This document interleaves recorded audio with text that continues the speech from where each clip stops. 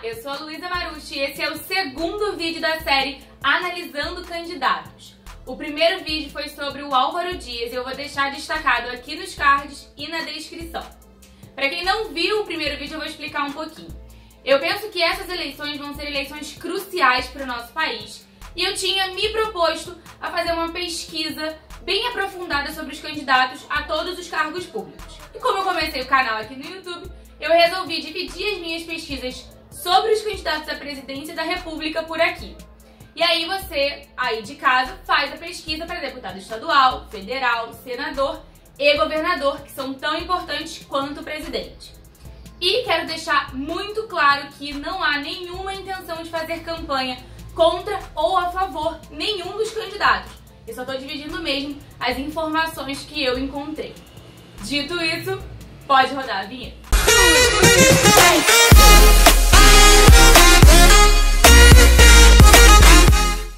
A gente vai analisar hoje o candidato Jair Bolsonaro, do PSL, cujo vice é o general Mourão.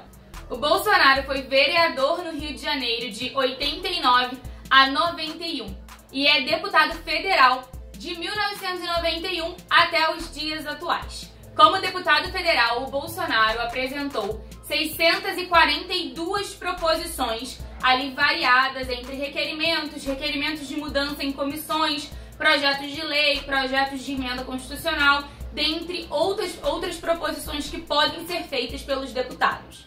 Dentre essas 642 proposições, ele aprovou 3, e são elas: uma PL que autoriza o uso, e aí eu vou ter que ler, da fosfoetanolamina sintética por pacientes diagnosticados com neoplasia maligna, uma PL de 1996 que estendeu até 2003 o benefício de isenção de IPI para produtos de informática e automação que eram produzidos em uma determinada área, e uma PEC que prevê a emissão de recibos quando você vota nas urnas eletrônicas. O candidato Jair Bolsonaro é conhecido por ser muito polêmico e já esteve envolvido em várias situações, no mínimo, controversas. Ele já foi condenado pelo STJ a pagar uma indenização à deputada Maria do Rosário, depois daquela declaração infeliz em que ele disse que ela não merece ser estuprada por ser muito feia.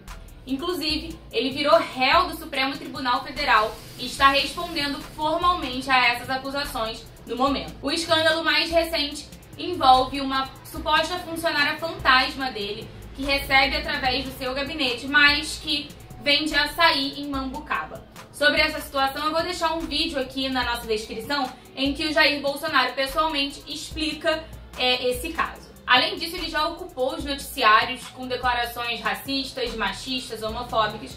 Inclusive, a Procuradora-Geral da República, Raquel Dodge, fez uma denúncia contra ele ao Supremo Tribunal Federal em abril desse ano, acusando ele de discurso de ódio e injúria racial. Vamos falar agora sobre posicionamentos e propostas. Começando pelo tema da Previdência Social. A Previdência Social é um seguro social que garante o subsídio aos brasileiros que param de trabalhar, seja por idade ou por algum tipo de invalidez ou doença. A reforma da Previdência virou um tema muito discutido aqui no Brasil por conta do rombo que nós estamos enfrentando nas contas públicas nesse sentido. Sobre a reforma da Previdência, o Bolsonaro tem uma área lá no plano de governo dele, que também está na descrição desse vídeo, que diz o seguinte: há de se considerar a necessidade de distinguir os modelos da Previdência tradicional por repartição do modelo de capitalização que pretendemos introduzir paulatinamente no país. Então, a principal proposta para a Previdência é a introdução do regime de capitalização. E qual é a diferença entre os dois? No sistema de repartição, que é o utilizado hoje em dia, ele é um sistema solidário, ou seja, quem está na ativa paga a Previdência Social e esse dinheiro subsidia quem não está mais na ativa. E assim sucessivamente. Quando eu me aposentar, vai ter uma pessoa jovem trabalhando e o pagamento dela, a Previdência Social, vai subsidiar a minha aposentadoria. No caso da capitalização, funciona diferente. Cada pessoa contribui para a sua própria aposentadoria. Funciona mais como uma poupança individual. E aí no plano de governo ele diz que as pessoas vão poder optar entre os dois sistemas, ou o sistema de capitalização ou o sistema de repartição.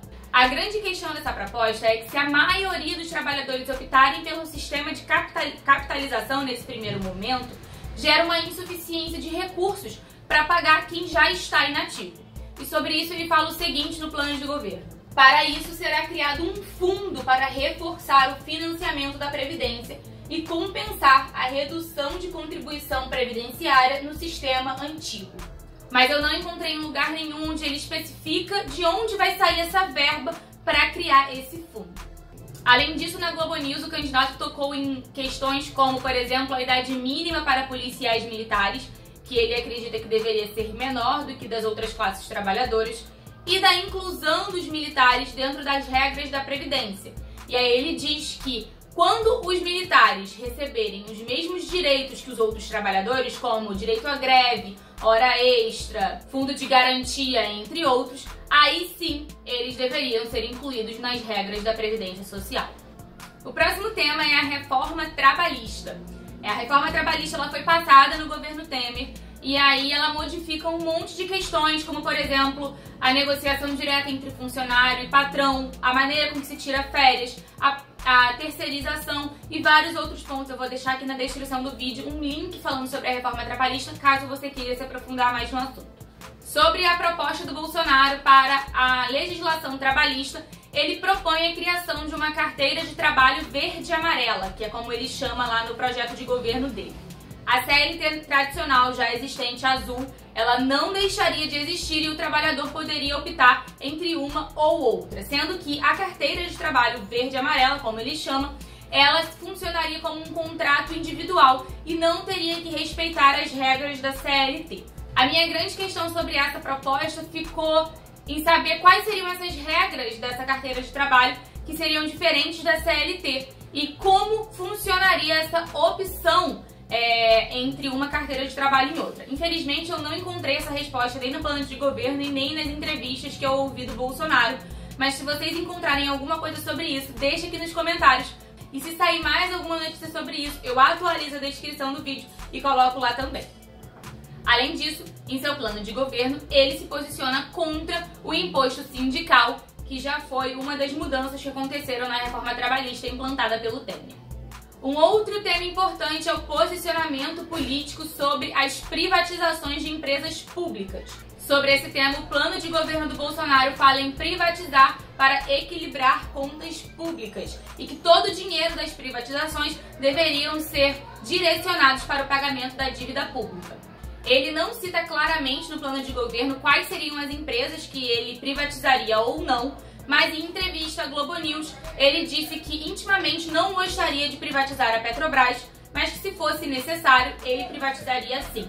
Quanto ao Banco do Brasil e a Caixa Econômica, ele falou que não privatizaria por motivos estratégicos.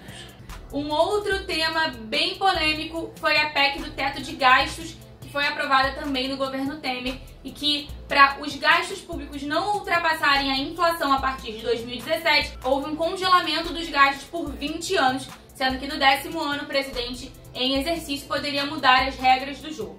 Em relação à PEC do teto de gastos, o Jair Bolsonaro votou a favor quando a proposta passou pela Câmara. Sobre a reforma tributária, o Bolsonaro diz que nossa reforma visa a unificação de tributos e a radical simplificação do sistema tributário nacional. Sobre educação, o Jair Bolsonaro defende a militarização das escolas. O que isso significa? As escolas, principalmente as de ensino fundamental, terem diretores vindos da área militar. Ele também se pronuncia a favor de uma escola sem doutrinação, como ele chama, e sem a sexualização precoce. A principal proposta do Bolsonaro para a saúde é o Prontuário Eletrônico Nacional Interligado, que seria uma base informatizada e única com todos os dados de atendimento. Vamos passar agora para os temas polêmicos, começando pelo porte de arma.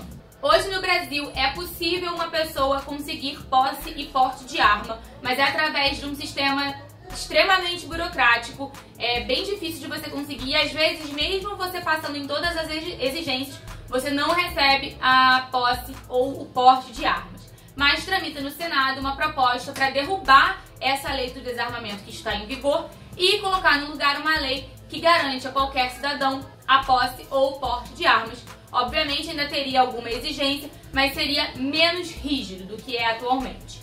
O Jair Bolsonaro é um grande defensor da liberação da posse e do porte de armas para pessoas comuns. Ele não só se declara publicamente a favor, como deputado federal, já fez algumas propostas de lei envolvendo a liberação do porte e da posse de arma para várias classes, como a classe política, a classe de vigilantes, as pessoas que trabalham com segurança pública.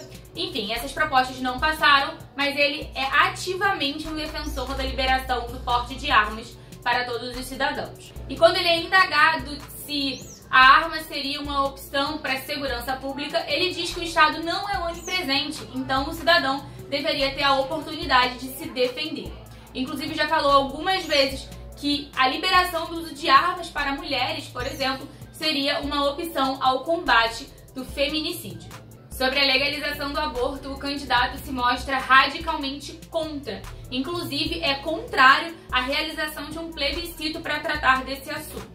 Ele é a favor da redução da maioridade penal e ele já se mostrou a favor da pena de morte. Inclusive, em 1997, ele fez uma proposta de lei em que propunha a realização de um plebiscito para a votação da pena de morte em casos de crimes hediondos. E ele também é contra a legalização da maconha.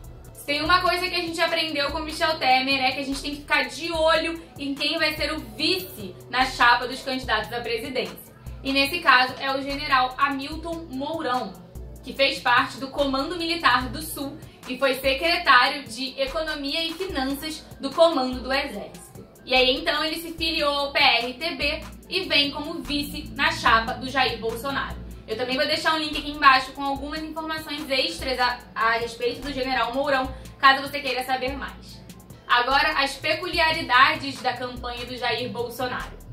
Sempre que ele é perguntado do porquê que ele deve ser eleito presidente da República, ele diz que o Brasil precisa de um homem honesto, patriota, crente em Deus e que vai afastar o fantasma do comunismo.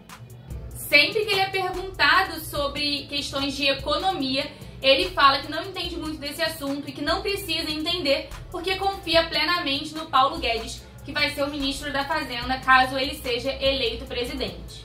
O Paulo Guedes é um economista, inclusive referência em economia liberal, que é o sistema de economia que eles pretendem seguir, e também foi fundador do Banco Pactual. Eu vou deixar aqui embaixo também na descrição um link com algumas informações a mais sobre o Paulo Guedes. Ele já defendeu publicamente várias vezes a excludente de ilicitude. Inclusive, ele tem um projeto de lei que propõe o seguinte: o Estado tem o dever de garantir ao policial que, no cumprimento do seu dever, seja impelido a utilizar a força para se defender ou fazer cumprir a ordem emanada de autoridade, prevaleça a presunção de legalidade de seus atos, afastando inicialmente a possibilidade de prisão em flagrante quando no exercício do seu dever legal.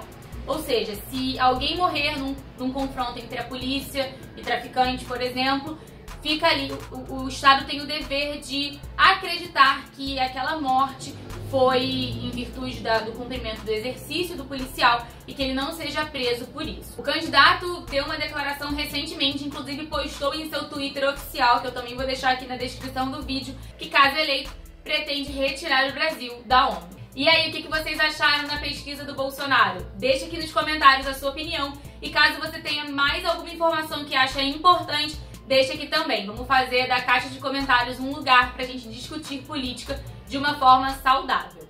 Eu vou deixar aqui na descrição do vídeo vários links que foram usados como fonte para essa pesquisa e também alguns outros com informações que eu acho que são importantes caso você queira se aprofundar nos assuntos tratados aqui. Eu espero que você acompanhe toda essa série de vídeos. Já tem a primeira, que foi o Álvaro Dias, e cada semana a gente vai analisar um candidato. Dessa forma, a gente consegue fazer uma escolha com mais consciência. Não esquece de se inscrever aqui no canal, pra mim é muito importante, não custa nada pra você. Deixa seu like, comenta, compartilha com seus amigos pra você incentivar eles a fazer uma pesquisa profunda sobre todos os candidatos a cargos públicos esse ano. Também quero te convidar para me seguir lá no Instagram, eu produzo conteúdo pro IGTV e lá a gente pode ter um diálogo pelos stories, pelo direct, enfim, conversar de forma mais ampla. A gente se vê no próximo vídeo, um beijo, tchau!